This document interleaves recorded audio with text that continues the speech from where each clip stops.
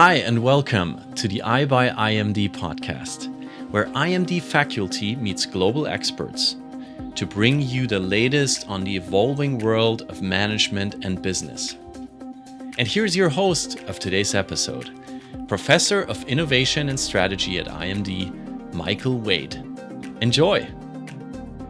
Hello everyone, this is Michael Wade here, and I'm joined today by Katarina Bonde. She's the chairman of the board of some of Sweden's most recognized digital companies, including some familiar names like Mentimeter, Viaplay, Mycronic, and the Stillfront Group. She served also as the CEO of multiple organizations in the US and in Europe, and has raised funds as an executive for many tech companies, as well as being an angel investor herself. So Katarina, thank you for joining us and welcome.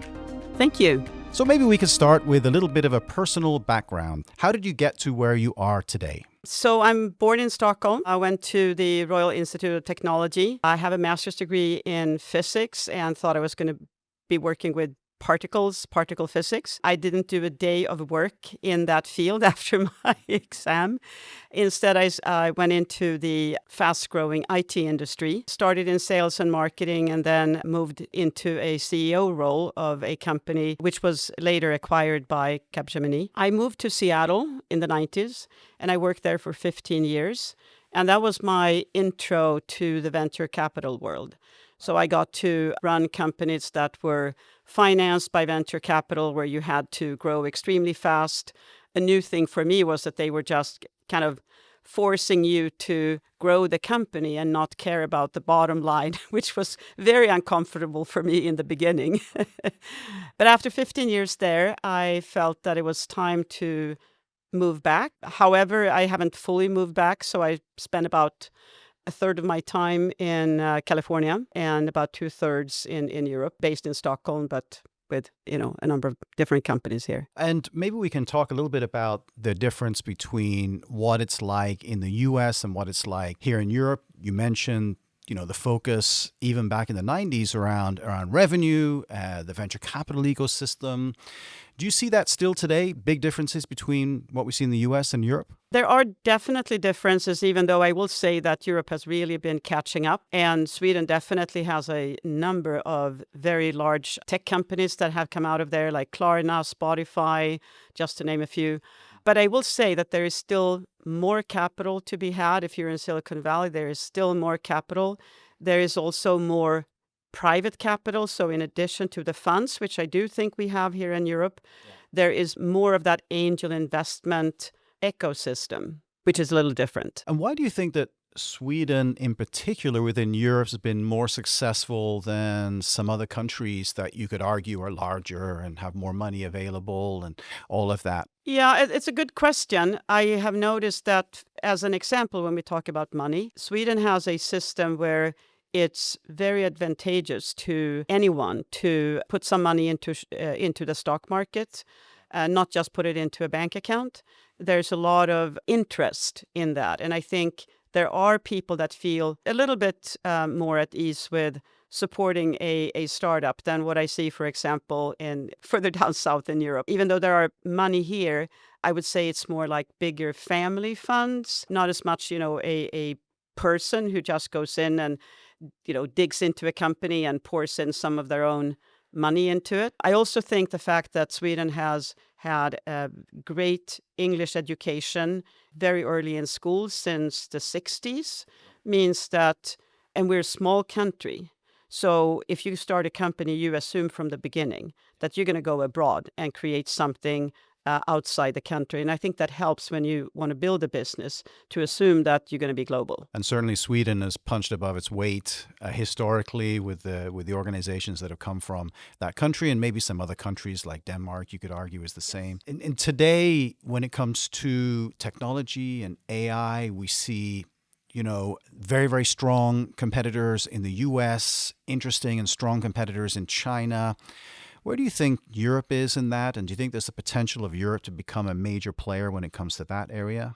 Well, I think, again, we have the fact that we are, even though there's EU, which everyone isn't part of, but a lot of companies, there's still a lot of differences in languages, in regulations, And we do have much more regulations in Europe than in the US. That said, Lovable, also a Swedish-based company, has done, a tremendous growth in the past year or two. Fantastic. So you can definitely build it. But again, there's much more capital. I think in Europe, there's more capital coming from local and national authorities. There are funds that are, coming from the state, which is great to get started. But then it doesn't go any further because there's not the next level to take it on. So there are some people who say, well, it's too easy to get that first little bag of money.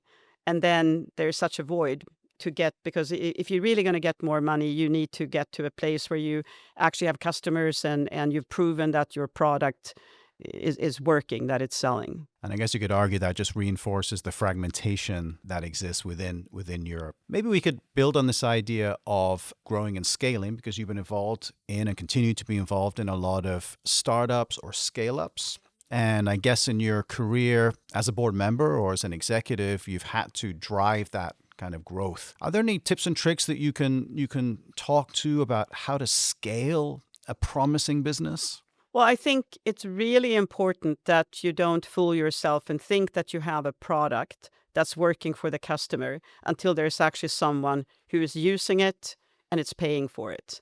And there's so many software companies, for example, where you believe you have a product, but if no one is spending the time to use it or spending money to buy it, you actually don't have a product. So you need to get there to then really push out and start, whether it's a viral product that you can push out just through digital marketing but also if it's I think we see now companies that are doing various physical products, maybe in the sustainability area, but it doesn't matter. Whatever you do, someone needs to want the product. Someone needs to use it. Yeah.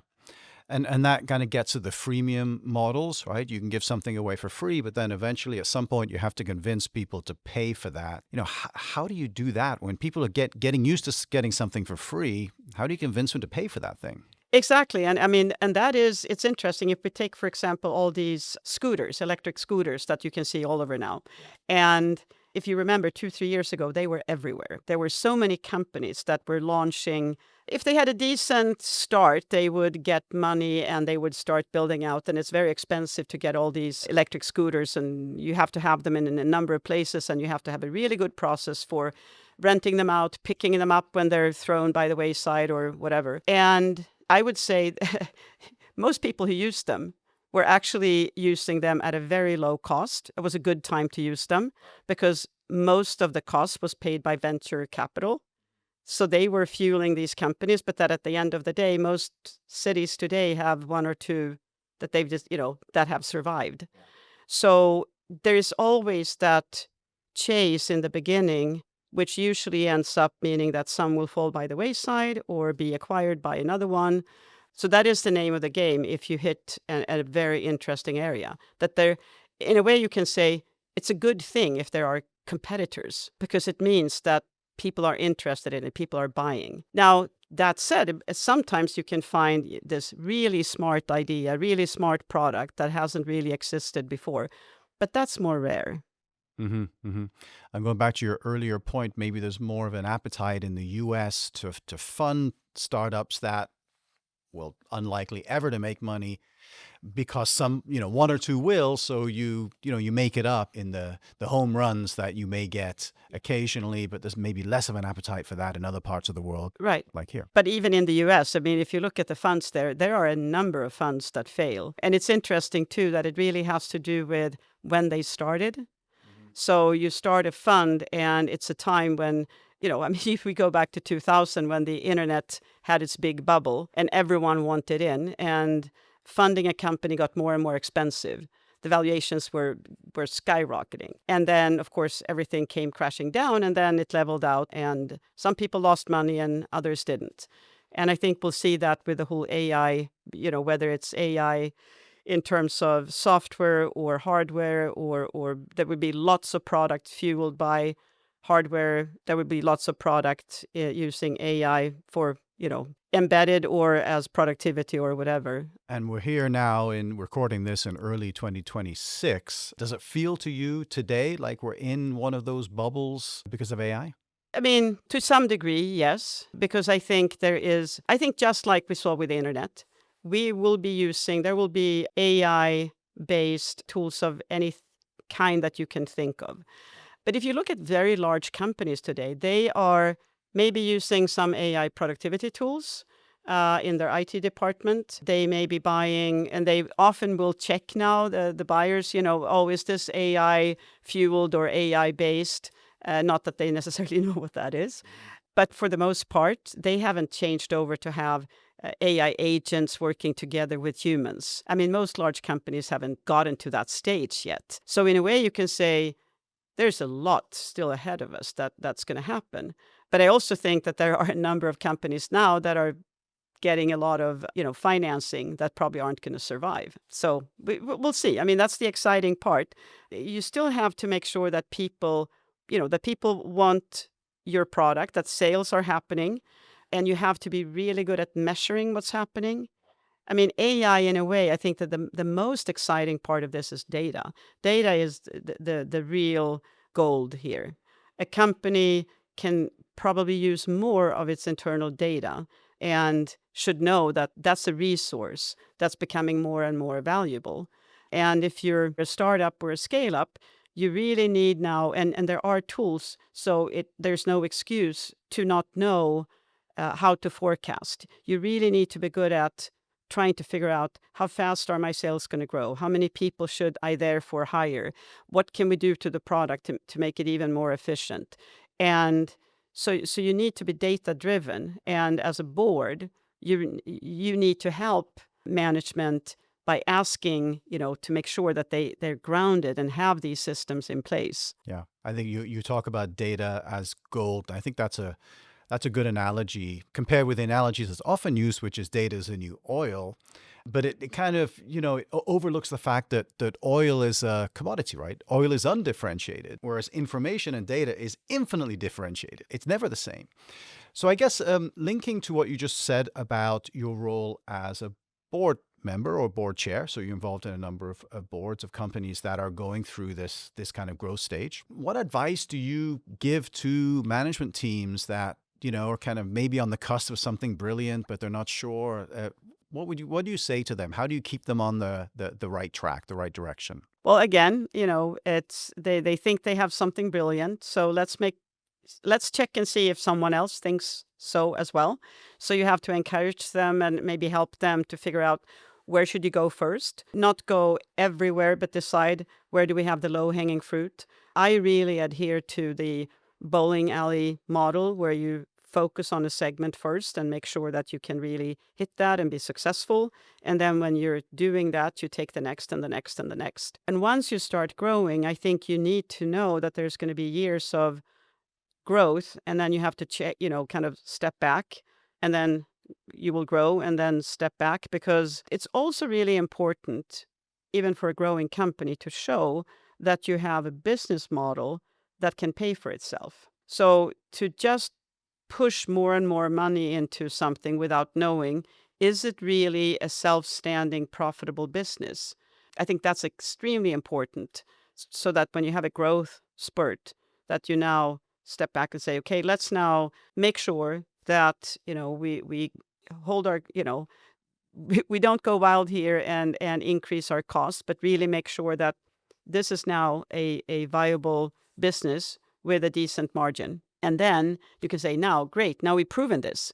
Now you can bring in maybe more investors in case you now need more money to, let's say, you see, wow, here's another market and we could really take this, or an adjacent product offering or something. So investors love the fact that you've built a business. And as long as you can show that it can be profitable, they don't have a problem of investing money, and the company goes into a period where it's going to use that resource until it's profitable again. And you sometimes get pushback from other board members, investors, or management saying, no, it's too quick to focus on profitability. It's a land grab. We've got to go out there and just build, and we'll worry about making money later. Do you ever hear that? Oh, absolutely. I mean, this is a constant discussion in a boardroom, especially for scale-ups. I mean, if you're a big listed company, I work with those too, and then you're usually independent directors. You're there to steer the company, and you discuss strategy 3-4 years out. That it's totally different. The the fast-growing company usually has investors, founders, some external board members, and we're always discussing. And as a chair, I have to try to not get owner discussions in the boardroom, try to take them outside, but also understanding that you can't, it's not, you can't be too strict. You have to be pragmatic. So there's always going to be that push and pull, and often the founder really wants to go ahead faster, and the investors want to rein it in a bit. And I'm there as the translator between these different ideas, and moving them along. So a board chair sounds like a very political role. Yeah, political. It's I mean, you're some kind of cross between a mentor. You're also a coach. You are sometimes the psychologist, and I usually look at myself as sheepdogs. You know how they work. They kind of lean against one of the animals, and then that animal takes a step to the side, and then you move a little bit again, and that animal takes a step to the side. So you kind of lean towards them slowly but surely. They start moving in the same direction. So it's a matter of trying to rein everybody into, okay, let's go in this particular direction. And you have to listen to everyone, and and it's not easy. I mean, there will be differing opinions, and sometimes you just have to do a compromise. Sometimes you just have to go in a direction that means that someone will be upset. That's what happens in these companies. I can imagine. Do you have any advice for, people who are wishing to join boards and become board members and maybe eventually become a board chair? What should they do? What should they focus on? Well, to begin with, I think networking is never a bad idea. In this case, it's a very good idea. This is not the kind of job where you apply. Well, I mean, you can. I mean, actually, it's not a bad idea. If you think a company is really interesting and you think you can contribute, I would say contact someone there, talk to them, say, I would love to come in here and help out, but you have to make sure that you talk about what you can do for them, as opposed to just shoving a CV in their face to show that you're excellent at, I don't know, business development generically. So what you need to do is read up on the company, understand the business, and then discuss how you can help in particular. But network, meet lots of people. You never know when someone's going to call you back. And just to get more experience in board work, I mean, there's a number of small associations, organizations, maybe your homeowners association. I mean, lots of places where you just learn the basics of being on a board. That's also valuable when, if you have a young startup, and your experience as a board person or a board chair can actually be the thing that they need to get themselves together and work, towards the strategy. Maybe a final question. If you think about the future, look toward the future. Are you an optimist, a pessimist? How do you see the future unfolding? There's a lot of discussion about AI is going to impact this, impact that. What are your views on that? Well, I guess I am an optimist by nature. I think it's hard to work with these types of companies otherwise. I mean, especially at an early stage. A lot of these companies, I mean, when you hear the idea, you think to yourself, that's never going to work. And then you see entrepreneurs that have grown businesses. I mean, Spotify, I actually heard about that very early on. Someone talked to me about looking at it and investing, and I thought, oh, that's never going to work, because we had a very old way of, today, seemingly old way of listening to music through our, cassette players and the radio and etc. So I'm an optimist. AI is going to change things for sure. It's going to make us more productive. It's going to make a lot of jobs probably more interesting.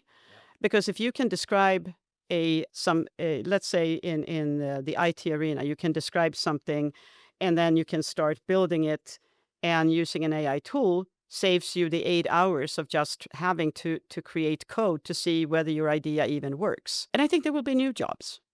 If you look back 25 years ago, did you know anyone who was an influencer? Influencer today is a job.